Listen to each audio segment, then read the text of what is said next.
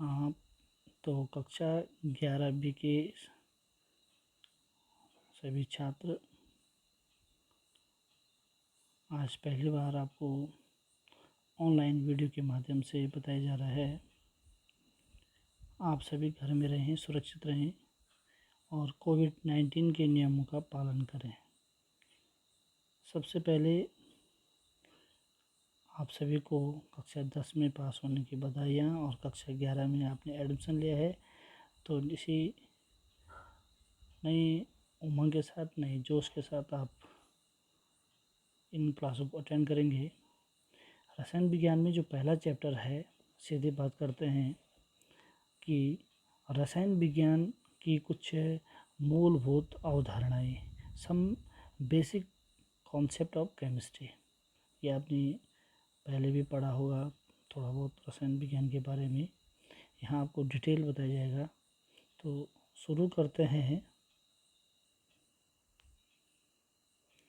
रसायन विज्ञान की वो शाखा है विज्ञान की जिसके अंतर्गत द्रव्य या पदार्थ के निर्माण, पदार्थ के गुणधर्म, पदार्थ की अति सूक्ष्म संरचना, पदार्थों की पारस्परिक क्रियाओं तथा जीवन के प्रत्येक संभव क्षेत्र में पदार्थ या द्रव्य के उपयोग का अध्ययन किया जाता है। रसायन विज्ञान चट्टानों, खनिजों, धातुओं, अधातुओं, जल, पौधों, जंतुओं, कार्बनिक पदार्थों, पृथ्वी, वायुमंडल, अंतर नक्षत्रीय मंडल आदि के अध्ययन से संबंधित विज्ञान है। हम ये भी कह सकते हैं कि रसायन विज्ञान मानव जीवन को उत्तम बनाने तथा उसको नई दिशा देने के लिए आवश्यक द्रव्य के अध्ययन, प्रयोग व उपयोग से परिपूर्ण है। अब दूसरा आता है रसायन विज्ञान की शाखाएं।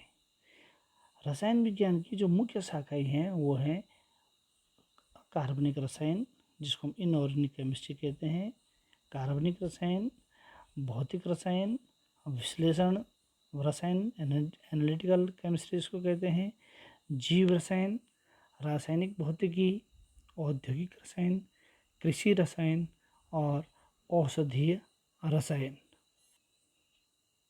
पहला आता है अकार्बनिक रसायन।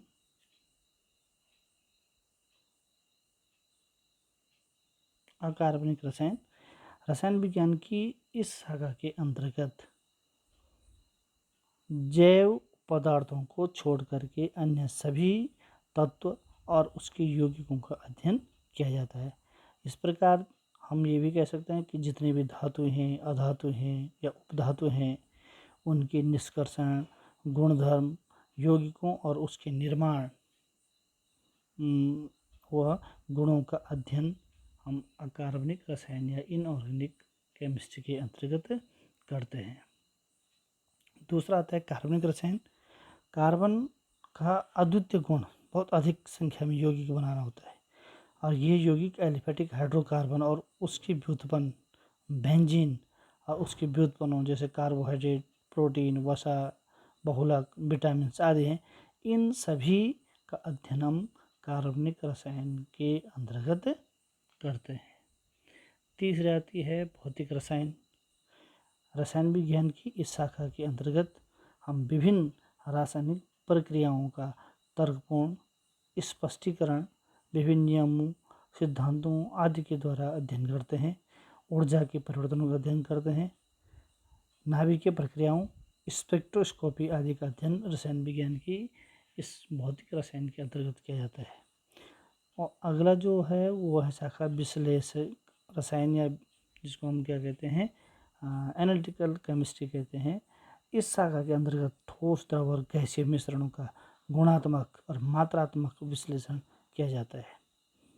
जीव रसायन, जिसके अंतर्गत जीवधारियों में होने वाली रासायनिक अभिक्रियाएं और जैव पदार्थों का अध्ययन किया जाता है।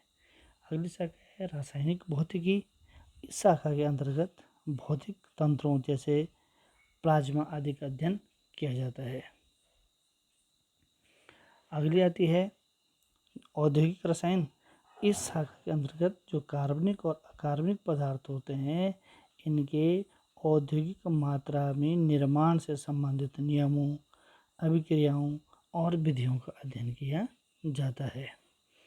और एक आते कृषि रसायन, जिसके अंतर्गत कृषि से संबंधित रसायन का अध्ययन इसमें किया जाता है। और जो लास्ट है औषधीय रसायन, इस शाखा के अंतर्गत विभिन्न प्रकार की जो बीमारियां होती हैं, इनकी रोकथाम, उनके इलाज से संबंधित जो औषधियाँ होती हैं, जो रसायन होता है, उनका अध्ययन किया जाता है। ये बहुत ही महत्वपूर्ण शाखा ही रसायन विज्ञान की है, जिनमें अलग अलग प्रकार से विभिन्न रसायनों का अध्ययन किया जाता है।